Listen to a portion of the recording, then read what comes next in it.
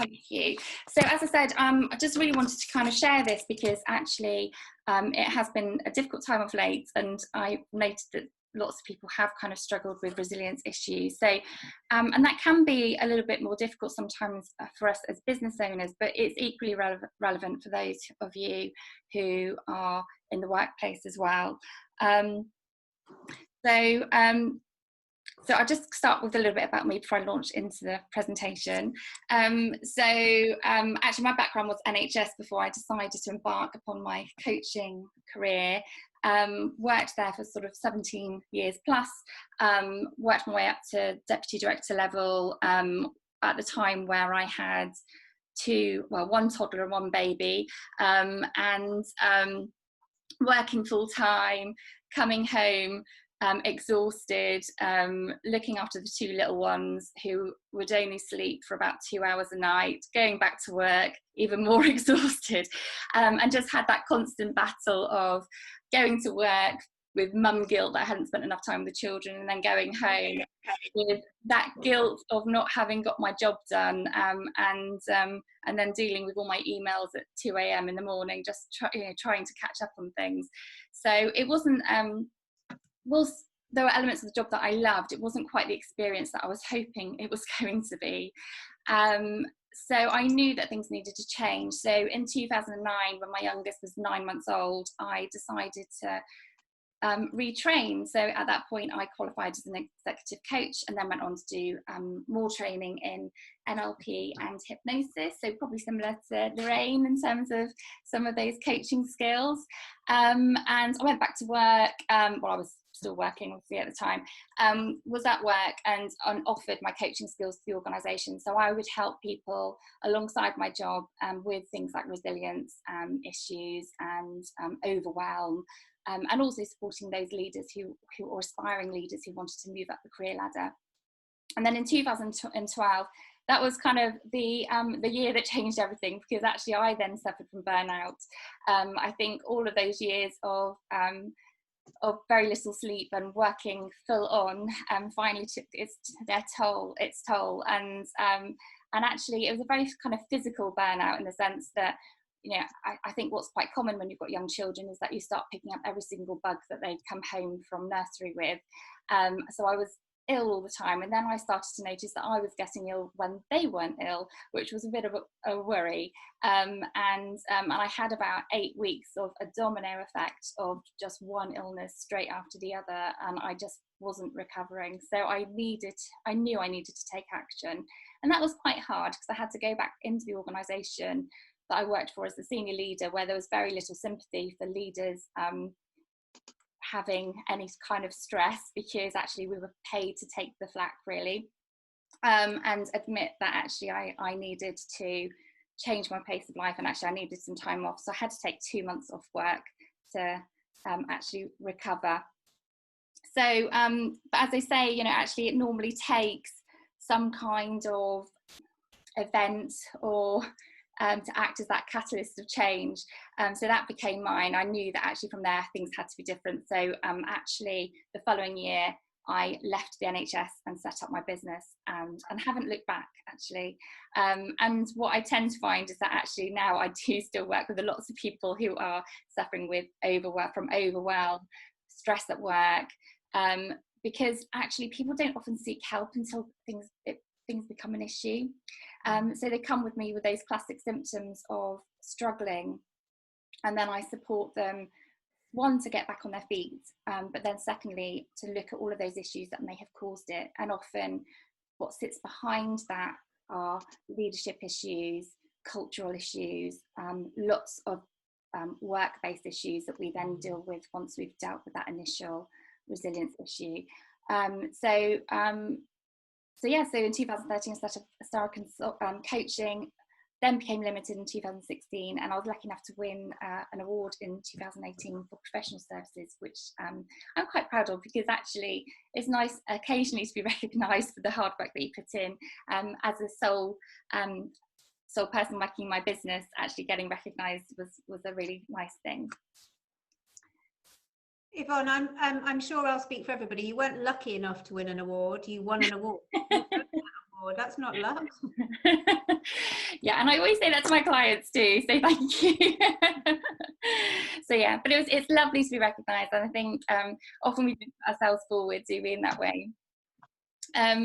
So obviously, you know, I went into working for myself for lots of reasons, because actually, well, one, I wanted better work-life balance, and these here are the reasons why I do what I do. You know, I'm doing something I love, it's rewarding, you can work in theory the hours that you want to work, do the bits of the job you love, take holidays when you want, spend more time with, you know, kids, family, friends.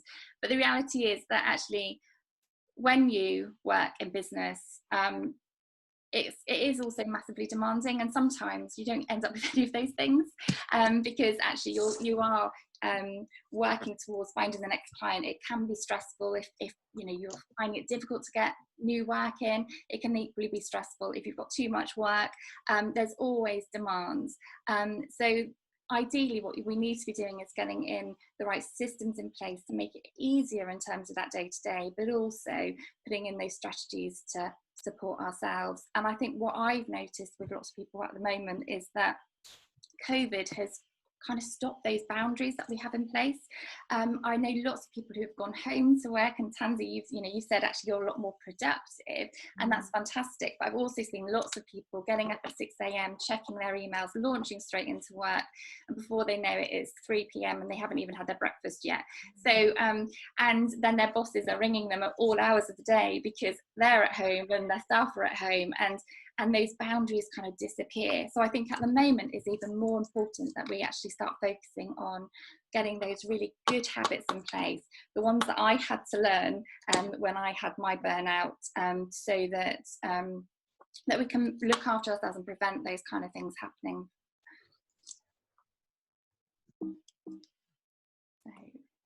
So just kind of wanted to touch on, you know, what is burnout? Equally, it's, you know, stress, anxiety, all of these things are things that people are kind of struggling with at the moment.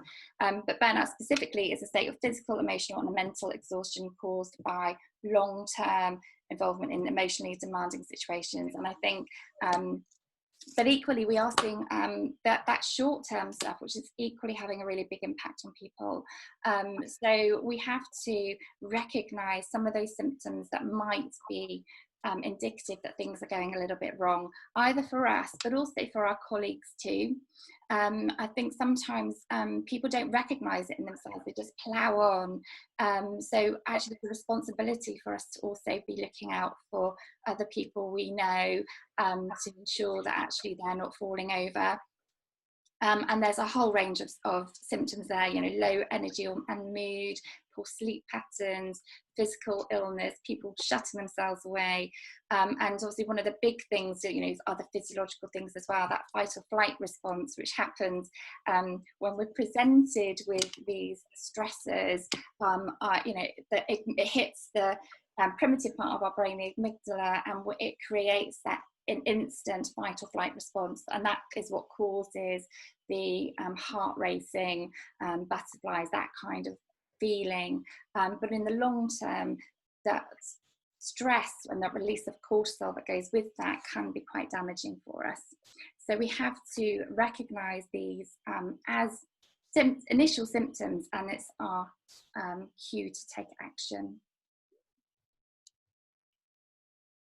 So how can I avoid that stress and burnout and also increase my resilience? Well, actually, these are just a few things. Yeah, as with the symptoms, it's not an exhaustive list. So there are different ways. So you can work smarter to actually become more efficient, which means that we're not wasting our time and energy on unnecessary things. So that's one thing that we can do.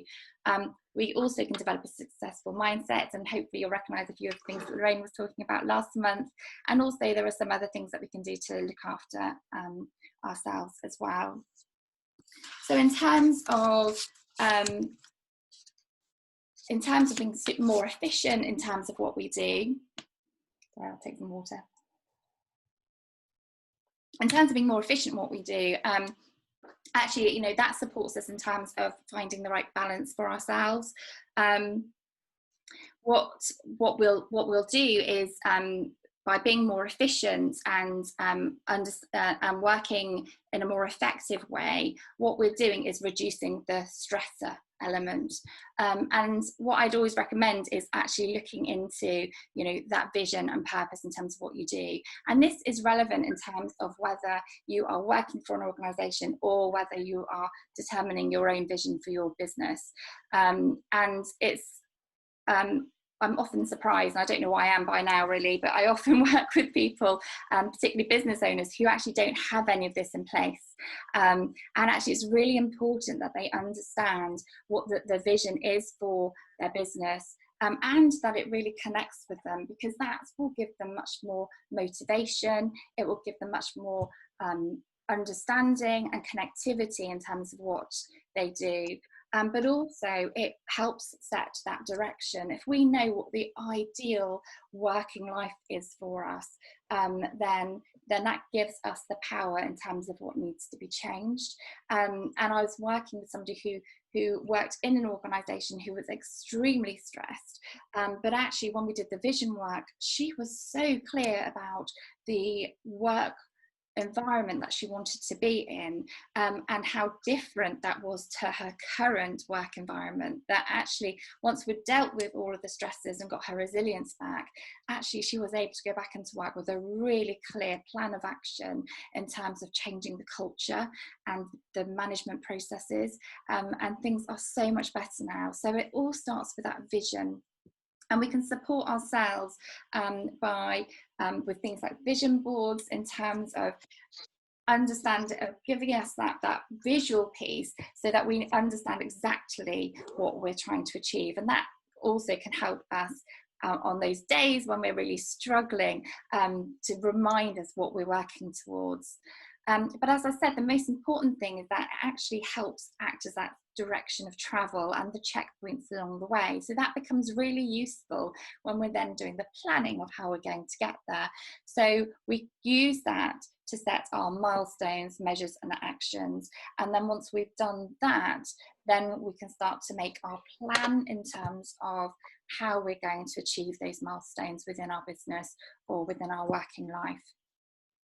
I also recommend that actually when we are looking at our efficiencies and working more effective, that actually we make a list of everything that we need to do, and sometimes, you know, we kind of ignore stuff, or we put stuff to one side because it's too much for us to work on right now. And I've certainly met lots of people who've been struggling with resilience, who have piles of paper and emails hidden away because they just can't bear the thought of looking at it. But actually once they do look at it, then they understand the scale of the issue, and that then becomes empowering, because then they know how to deal with it. So I do absolutely recommend that you don't hide stuff away, that actually you actually look at the enormity of it, because then you can do something about it. The next part of it is obviously then committing to taking action. But I would say that actually avoid those bright, shiny objects. And I think we've already touched on this already. So Lorraine said earlier, actually just because somebody else in your industry or somebody else that you know is doing something and it looks really great, it doesn't mean that you have to do the same. If it's not on your vision board, if it doesn't take you towards where you want to go, it's not the right action for you. So avoid doing things just because they look good. It may not be right for your business. And what it will just do is it'll add to your workload and make you overwhelmed. And the other thing I just put on here is, in your planning, do commit to the work pattern, because this, as I said, is one of the things that I'm seeing quite a lot at the moment, is that because people are working from home, they're not putting in those work boundaries. And what that's meaning is that they're working much longer hours. They're forgetting to put in those things that they may have previously done when they were at work, you know, perhaps going to, you know, can't go to the gym, but you know, maybe going for a run after work and doing those looking after yourself things. Whereas actually what we need to be doing is being more disciplined about ensuring that we're taking those things forward. Of course, then we need to take the action, and in doing so, we need to obviously review our to-do list, and I recommend going through a process of ditch, delegate and do. So first of all, ditch those things, those bright shiny objects that don't take you towards your vision. There are going to be things that no longer serve you, so we need to review, you know, actually, is it worth doing anymore? And if it's not adding value to your business, actually I would recommend stopping doing those things. Equally, we should be delegating where possible. We're not experts in everything, therefore we're not the right person to be doing absolutely everything in our business. So we need to be looking at the workload and deciding who is the best person to do this. It may be you, but equally it could be a colleague, it could be outsourced. You could collaborate with somebody and share jobs.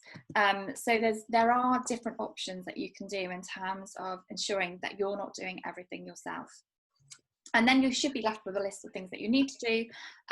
So obviously you need to do them, but I do recommend making those actions and tasks bite-sized. The smaller you can make them, the easier it is. You know, if you've got a big thing on your list like a new website, you'll be looking at that item on your list for a long time, not wanting to do it. Whereas actually, if you've broken it down into all of the little components, such as even, you know, designing deciding what pages you need, or designing one page, or looking for photos, there's lots and lots of different things, which means that you're breaking it down to much smaller chunks, which means that it's much more likely that you'll do it. But I would recommend choosing maybe one goal per week. So it might be, this week is my website, but actually, and by breaking that one goal down into lots of mini tasks, it becomes much more achievable. And the reason why I say one goal per week is because actually when we focus on one thing and do it well, we make much more progress. If we're focusing on lots of little things, we're making lots of progress, but not to the same amount. So we might be kind of just touching at the edges, but we won't feel the benefits. Whereas if we focus on one thing, we will fly, and then at the end of the week we'll really feel like we've made some progress. And of course, the other thing is, don't multitask. We're often told, particularly us women, that actually we're really great at multitasking, and that's a good thing. Actually, when we multitask, what we're doing is we are using more brain power as we switch either between tasks, or when we're trying to do more than one thing at one time. So that actually makes us less effective, and it reduces productivity by up to 40%. So actually concentrate on one thing at a time, and we'll be much more productive, and it will help reduce some of that overwhelm that we might be feeling. But the other thing I just wanted to say is that sometimes when we are overwhelmed, actually we aren't in the headspace to do things anyway. So some days we just might find we are not productive, and that list is, we're staring at it and we're just not making progress on it. Now, when that used to happen to me, I used to find that I've spent the entire day staring at the computer, and at the end of the day I still haven't done half the tasks that I wanted. Now, when I'm feeling that way, it's my cue to take a break. So I'll take the dog for a walk, or I'll have a rest. And actually, that restorative process then means you could come back and you've then got the energy to do things. So use that as a cue, and don't feel bad if actually you can't do anything that day. It's sometimes okay to have those days. And then, of course, it's the mindset stuff. Actually, our mindset is what's really important in terms of either driving us forward or holding us back. And that also has a really strong role to play in terms of our resilience, how we view stress, and how we look after ourselves as well.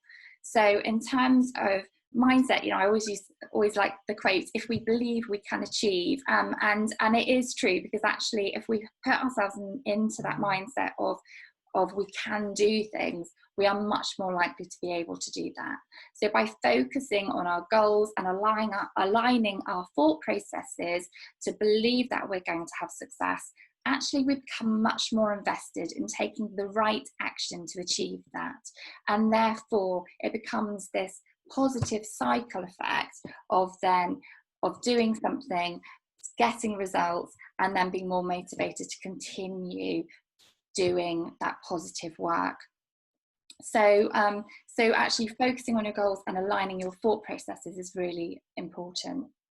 And having those positive thoughts, and by that I don't mean being positive and happy all the time, because actually we are all going to have those days where we're not going to be positive, but actually being positive in our thoughts generally, in terms of, as I said, aligning our thoughts to where we want to be, but also recognizing that when we are going through a difficult time, that it is only temporary, is really important. Knowing that actually this time will pass and things will get better is really important, because the one key thing about resilience is not that bad things don't ever happen, or that we're not going to be affected by bad things. It's the fact that we have that ability to bounce back from what's happening in our lives. So that positive thought that we can bounce back is a really important thought to have. And Lorraine touched on this last month in terms of, you know, ditching that perfectionism. Perfectionism is actually a limiting belief. You know, there is no such thing as perfect. We can't achieve it. So actually avoiding doing things or waiting until things are perfect before we move forward is just going to hold us back. So instead, if you follow the 80-20 rule, you know, actually taking into account the fact, you know, that 20% of the activity is what drives 80% of the results.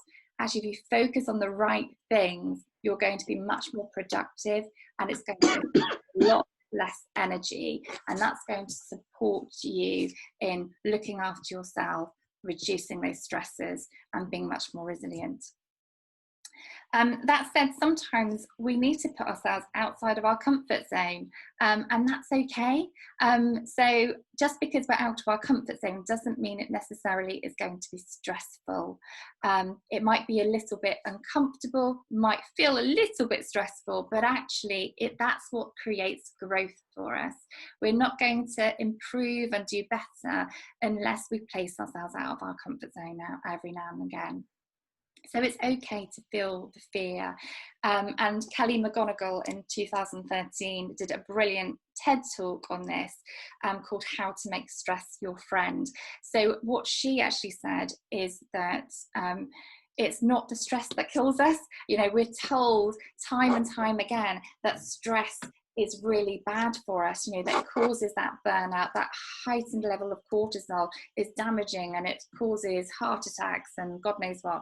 Actually, what she found is that those people who believed that stress was a bad thing and had that impact fared much worse. Those people who believed that those feelings of stress were spurring them on, it was getting them out of their comfort zone and actually enabling them to grow as people, actually didn't suffer the physiological bad stuff that the other group did. So actually the first group, unfortunately, were much more likely to die than the second group, who had those positive beliefs around stress.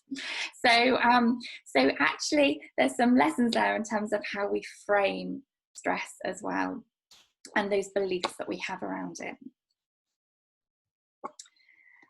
We also need to be looking at regulating our emotions as well. If we can regulate our emotions, that will really help us. So first of all, we need to recognize those emotions that are happening when we're going through stress, and also the triggers that sit behind that. So I often work with my clients to really understand those triggers, and then we can address both the triggers for them, but also address how they emotionally respond to those triggers, and that can be really helpful. And of course, some other ways of regulating your emotions are things like breathing, so that breath work, and there are lots of different breath techniques that you can use, but even just a simple breathing in for 7 seconds and out for 7 seconds. If you do that for a minute, what it will do is it will slow down your physiology. So instead of responding from the amygdala and that fight and flight part of the brain, actually it slows everything down, which means that actually you move to the more rational part of the brain and you're much better able to deal with things. So if you are feeling that your heart's racing and things are not feeling too good for you, actually just slowing things down through breath work can be really useful. But also on an ongoing basis, things like meditation and mindfulness are also really valuable. And Lorraine is an expert if you need someone on meditation in particular. But of course, there are also some other really practical things you can do to look after yourself as well. And again, this is by no means exhaustive, but just a few little hints and tips here. So actually looking after yourself in terms of what you eat. If you're eating more nutritious foods, actually you are nourishing yourself, and you are much that it's shown to have a much more positive effect in terms of mental health and overall health as well, as is undertaking exercise. I know it can be difficult at the moment, the gyms are closed, but you always have that ability to take a walk in nature, go for a run, and Zoom workouts and all of the other things that we have available to us at the moment. But also just doing the things you love to refill your cup. They always say you can't pour from an empty cup, and it's absolutely true. We need to be topping up our resilience, and it's doing the things that we love that does that for us, so that when the stresses come along, actually we're much better able to cope. It's when things go out of balance that actually things start to go really wrong for us. So think of the things that you love.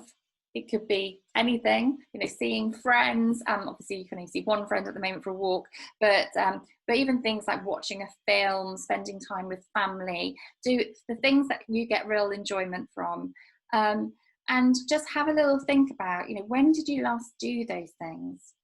Because ideally, we need to be making these a habit and part of our regular day-to-day.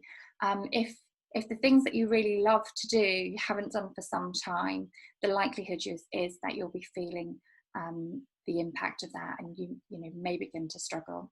So have a little think about those things that you love and see how you can get them into your daily routines, because it's the habit that is what's most important there.